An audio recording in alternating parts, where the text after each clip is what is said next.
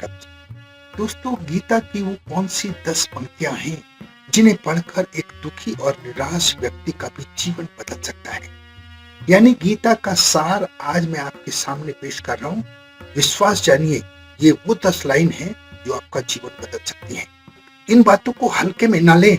10 बातों को जरा देख लीजिए, पढ़ लीजिए, मनन कर लीजिए, फिर कोई टिप्पणी करिएगा, अच्छा लगेगा। आशा करता हूँ अपने ग्रंथों और अपनी धरोहर का आप भली भांति ज्ञान अर्जित करेंगे, उन्हें मानेंगे, क्योंकि इसी में जीवन का सार है। एक दोस्तों, स्वीकार करें कि जगत में कुछ भी स्थायी नहीं है। ये गीता की पहली लाइन है। जैसे दिन के बाद रात और रात के बाद दिन आता है, ऐसे ही जगत में कुछ भी स्थायी नहीं है। मनुष्य के जीवन में सफलता और असफलता आ सकती है, लेकिन हर वक्त ये याद रखे कि ये स्थायी नहीं है। अगर असफल हुए हैं तो तब तक प्रयास करते रहना होगा जब तक सफल ना हो जाए, और सफल हुए हैं तो घमंड को अपने सिर पर हावी ना होने दे, क्योंकि सफलता भी स्थायी नहीं है। वक्त सब कुछ बदलने में सक्षम है। नंबर 2, बड़े स्वप्न देखें। ये गीता की दूसरी लाइन है।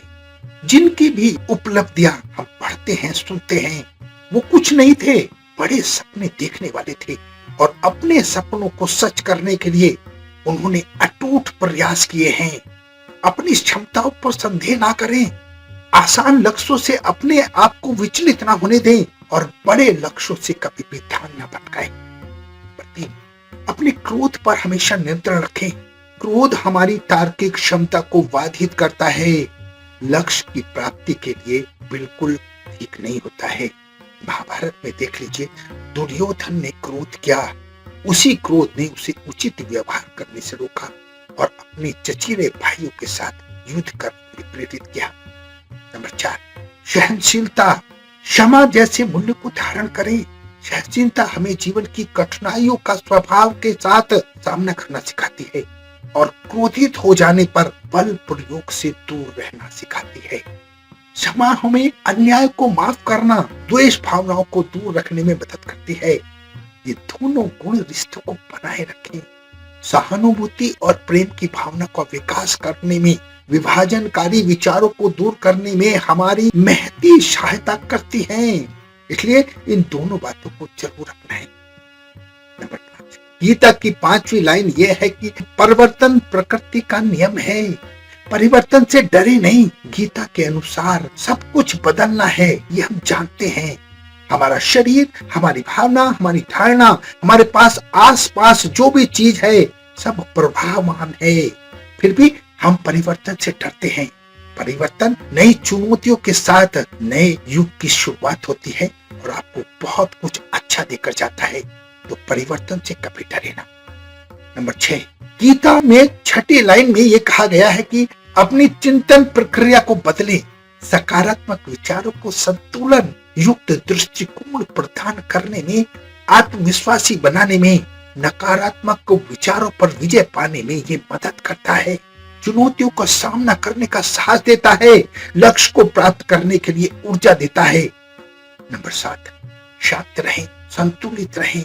गीता की 7वीं लाइन हमें यही सिखाती है कि एक शांत मस्तिष्क हमें अपने आवेग नियंत्रण में मदद करेगा।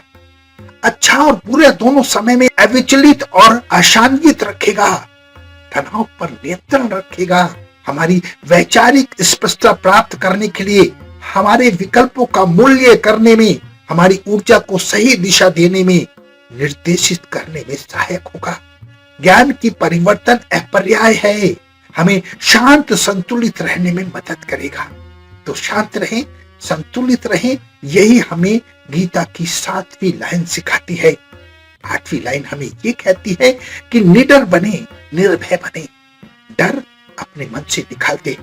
डर हर जीवित मनुष्य में मौजूद प्राथमिक भावनाओं में से एक है। इसलिए ज्ञान और ज्ञान की प्राप्ति को अपने प्रयासों में सुदृढ़ रहें, जो आपको डर और झिझक से दूर रखेगा। 9वीं लाइन यह है कि अपने आप को संतुलित रखें। संतुलित अगर आप रहेंगे तो जीवन के हर कर्म को संतुलित ढंग से कर पाएंगे। और 10वां यह है कि आत्मा अजर अमर है, जो मरती नहीं है। बल्कि अपना वेश बदल लेती है, अपना स्वरूप बदल लेती है। ग्रंथ हमारी धरोहर हैं, इनको सजा कर संवार कर रखना हमारी जिम्मेदारी है।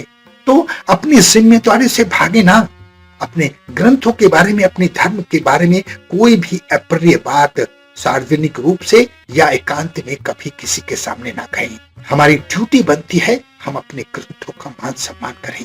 अगर हम अपने ग्रंथों का मान सम्मान करेंगे तभी दूसरा हमारे ग्रंथों का मान सम्मान करेगा, अदरवाइज लोग हम पर हंसेंगे।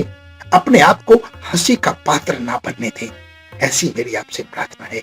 आशा है जो बात मैं आपको समझाना चाहता हूँ आपकी समझ में आ गई। अपना बहुत ध्यान रखें, हंसते रहें, मुस्कुराते रहें, खुश रहें। धन्यवाद।